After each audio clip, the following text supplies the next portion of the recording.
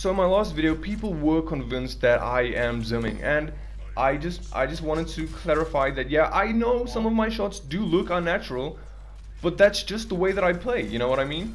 So I decided to make this video to kill two birds with one stone, to share how I do play and, you know, the binds that I actually use. So everything on this channel is made on console. So if you find yourself enjoying these videos, I would like to remind you to hit the like button, the subscribe button too, because as of now, there's a lot of people not subscribed. Anyway, enjoy the video. So in my previous video, I posted a Hanzo gameplay, and a lot of the comments were positive. People saying like, the flicks are insane, it does look like I'm actually using mouse and keyboard when I'm actually using controller. But then some people say stuff like, if you slow down the video at this exact time to 0.25 seconds, you can see how unnatural it actually is. And bro, honestly, to you I say, dude, calm down, it's not that hard. If you play linear ramp, you should be flicking, because that is the advantage you have over people using dual zone, you know what I mean? But in this video I wanted to share my binds to help people out while, you know, just addressing what people are saying. Okay, so let's just get into it. So if you want these settings, I'll link a video in the description that I made a month or two ago. I'm not quite sure, but it helped a lot of people out. So I'm pretty sure if you struggle with aiming or, you know, just consistency, that video will help you out a ton, as it did other people. But this video is for my binds, and I know it might look confusing at first, but trust me, it's actually quite practical. So I use R1 for crouch, and I use L1 for jumping. So the reason for this is because your jump and crouch is not on a cooldown, obviously, so it's just way easier to reach those buttons and use them more fluently when you don't have to, you know, remove your thumb from the thumbstick every single time you need to jump, you know what I mean? So I use L1 for jumping, so I can shoot while I jump, and crouch on R1 because it's just, again, it's just very easy to reach and you don't have to remove your thumb from the stick whatsoever. Okay, so moving on to ability 1. So you guys know in most FPS games, sprints is obviously L3, and most heroes in the game has a movement based ability like Genji, Ashe, Cassidy has the roll, and obviously Soldier has sprints.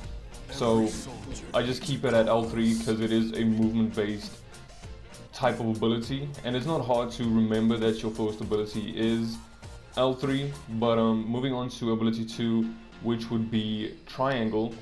See, the reason I have it on triangle is because when I play let's say Genji, right? I grip my controller with 2 fingers, and then I use my middle fingers for my triggers and my index fingers for my jump and crouch, right? So when you hold your controller like this, it's easy to reach the buttons on the right because your fingers are closer to them. So for example, in this case, Genji would be deflect, and it's on a cooldown, right? So you don't have to use it consistently as much as you would jump or crouch. So I just swapped it to triangle, so it's easy access, easy to reach, and it's just comfortable to play with. The same goes for ability 3, which would be my ultimate button. And again, it's just a button you need to press once, so it's not that necessary for it to be on one of the top buttons. So I keep it at square because it's, again, easy to reach and comfortable to press. So I would actually highly recommend doing this, because it does save you time and it's easy to remember. And then I have interact bound to my arrow up key. So the reason for this is it's easy to reach with your left hand when you play the way I do. And yeah, as I said, it's easy to just drop down your index finger from your crouch or your jump button, sorry, to quickly press interact once and then, you know, forget about it. So again, it's simple, practical, and easy to remember. Then moving on to primary and secondary. You know, well, these are actually, you know, the standard buttons for secondary and primary fire. You can switch it up for some heroes like Kiriko and like Moira, people that you want to switch healing and firing from. but these are pretty standard. And quick melee is also, this is the original button for melee, I think. It might not be, but I'm pretty sure it is. Then reload I have on circle. You can switch up circle and square if it's more comfortable for you, but for me it is quite easy to still reach circle without needing to remove my thumb from the thumbsticks, so I just keep it on that. And then my next weapon is my right arrow key, because again, you don't use this too often unless you absolutely have to, and again, it's not that hard to just reach for it with your index finger if you really need to.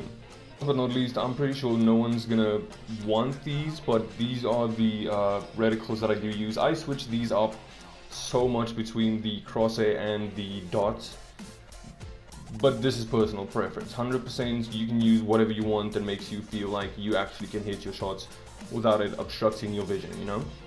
So I know a lot of people won't actually be using these binds because it is time consuming and it is a new way to hold and play with your controller.